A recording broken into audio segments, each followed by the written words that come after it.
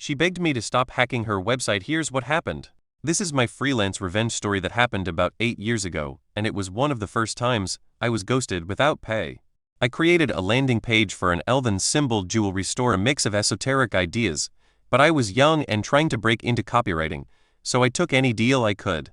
We agreed on a performance-based deal, meaning I received nothing upfront, but we settled on a 5% commission on sales. Her WordPress store was quite small, and I aimed to earn between $300 and $800. Honestly, at some level, I would have been happy just to gain experience and add to my portfolio. Long story short, I wrote the landing page and built it within her WordPress site. She started running Facebook ads to it, and I was shocked to see that it was actually converting. $120 on day 1, $200 on day 2, $150 on day 3, and $360 on day 4. By the end of the month, that landing page brought in $6,000 in revenue. I honestly thought I had struck gold.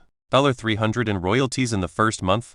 I was set to make a nice profit from just 2 days of work. Well, predictably, she disappeared the moment I mentioned first invoice. 3 months went by with no replies to emails and unanswered calls. She was still running ads, and I could see all the sales coming in because I still had access to her website. Then, out of nowhere, I received a panicked message: "My site is down. Are you doing this? Please stop." Now, I had nothing to do with her site going down. It was likely just her cheap hosting. But after being ghosted for months while she profited thousands from my work, I knew this could be my one and only shot at getting paid. So I decided to play along. I had to be careful. I couldn't simply admit in writing that I was the hacker and threaten her to pay up. What if she went to the police and showed them the messages? No, I needed to make her think I was, without admitting anything outright. So I replied, "Sorry, but I'm not going to talk to you until you pay me what you owe me." This turned out to be the perfect level of vague. I never said I hacked her site or threatened to keep it down. I just looked incredibly suspicious. She immediately called me and asked what I wanted. I told her I still had access to her website and Google Analytics, so I could see what she made off the landing page, and that I wanted what we agreed on, 5% of sales from that landing page. It ended up being just shy of $1,500. She said she would take care of it.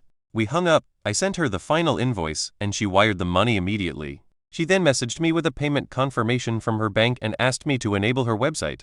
It worked. I was shaking when I typed back, "I had nothing to do with your website crashing.